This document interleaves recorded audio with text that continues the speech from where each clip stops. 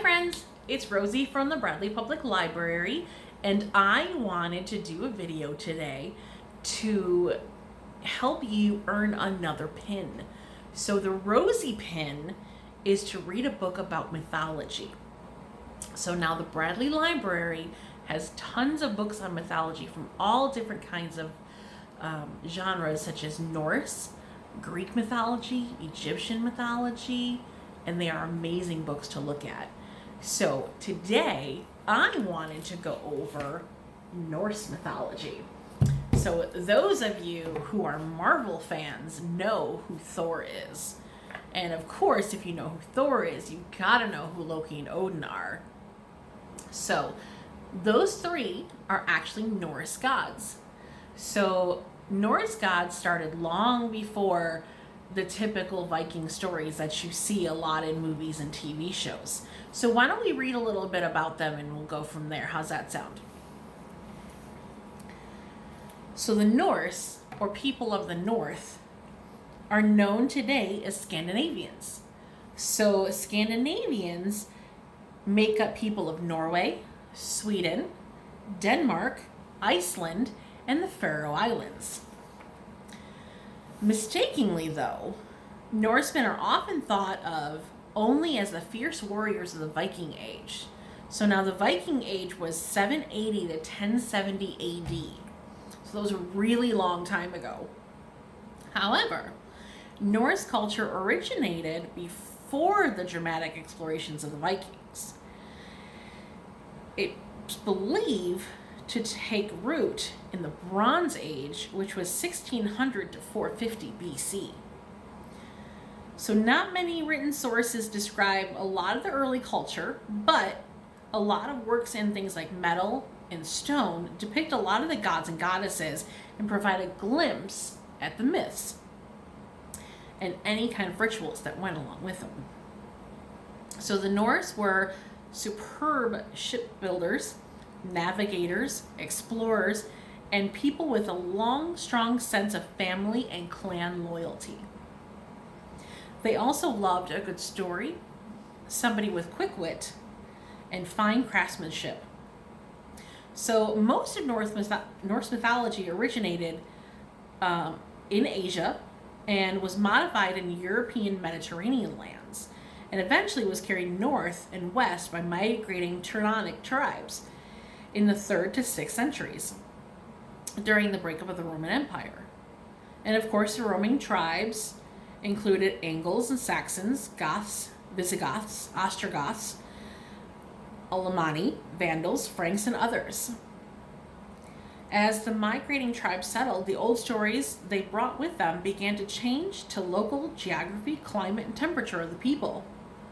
Later, during the Viking Age, the Norse began to explore and populate countries from the British Isles and the rest of Europe to Iceland, America, the Near East, Byzantium, and Russia, taking with them, too, the myths in their culture.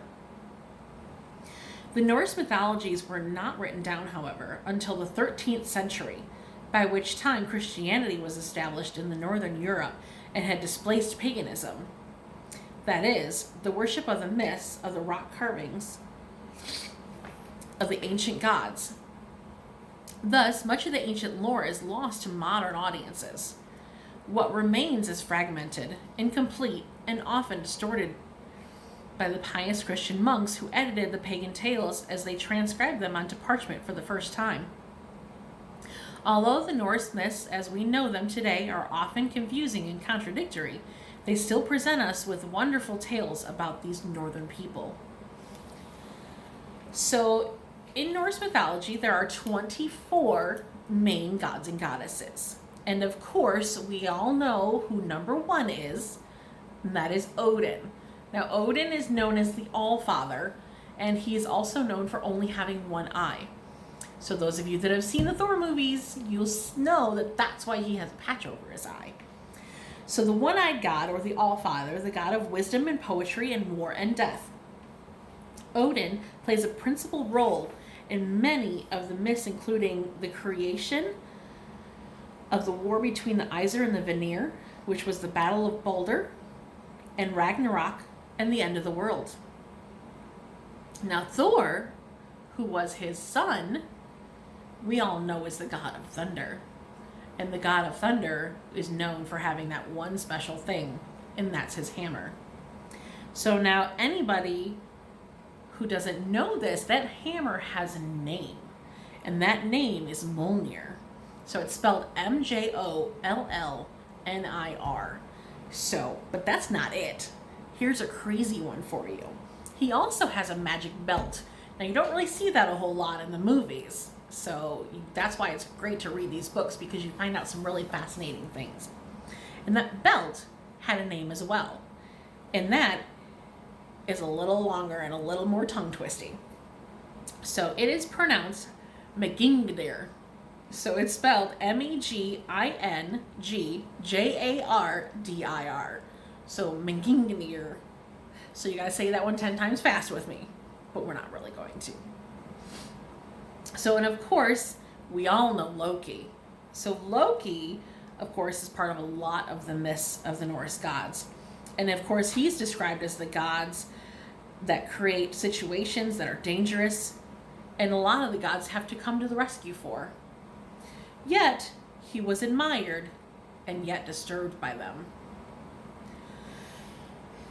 One of Thor's brothers is Balder. So now Balder was considered the most beautiful and beloved of the gods.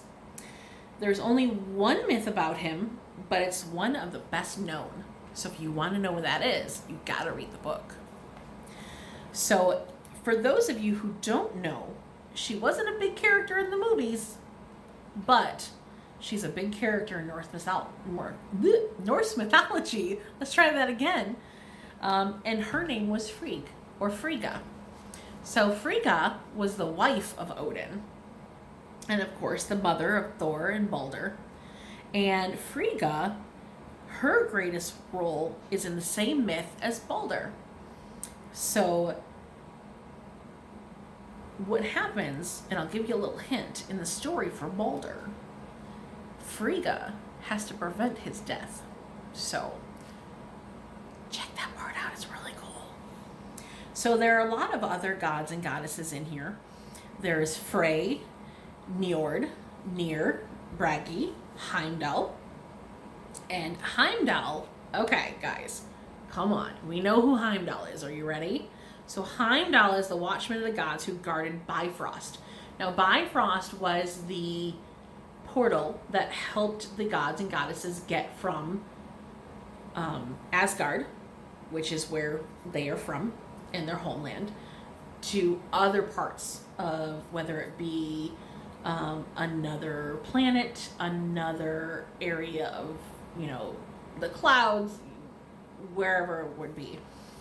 So there was a bridge that connected Asgard, which was the domain of the gods, with Brigard, which was considered Middle Earth. So Heimdall had a trumpet, a Gailar, which he would summon the gods to battle at Ragnarok. So not only was he a watchman, and he was the one who kept them safe in the Bifrost, but he also helped them battle as well. So one of the other cool names that you'll probably hear a lot is Freya. So now Freya is the goddess of fertility. She's the twin sister of Frey, who I mentioned above, and the daughter of Njord. She is known to be beautiful and have a fatal love of gold. She is loved by dwarves and giants alike. She may have been acquainted with magic and prophecies, but few facts are known about her. So there are a lot of other gods to go through, but I wanted to show you a picture real quick. So this is a picture of what it looks like now. So it's not much different from what it was back then. So you've got Iceland and Sweden and all the other surrounding countries where all of the Norse gods took place, which is now considered Scandinavia. So what I would love to see you guys do is check out a book of your own, and in that time you can send us a little note through the email. It's bradleysummerreading@gmail.com.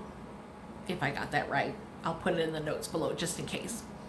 And pick your favorite genre of mythology and let us know which one you chose and why, and who your favorite god of that mythology is. Now, for me personally, one of my favorites is not only Norse mythology, but Greek mythology.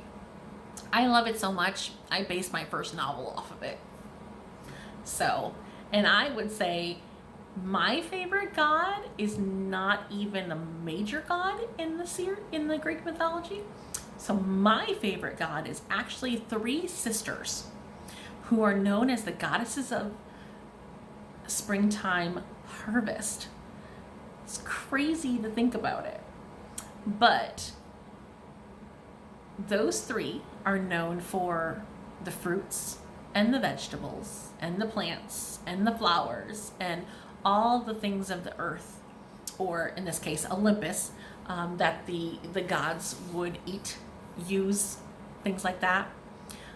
So they were the ones in charge of making sure that everything grew properly. So I can't wait to see what you guys come up with. I can't wait to see what you guys pick. And I can't wait to see you guys get that pin. So remember to give the library a call, or you can stop in because we are open now. Just remember to check the Facebook page and the website for the guidelines for the COVID. So I know there are a few standards that we're going by to make sure that everybody stays safe and healthy. So in the meantime, I will see you guys later, and I hope you enjoy the rest of your week. Bye.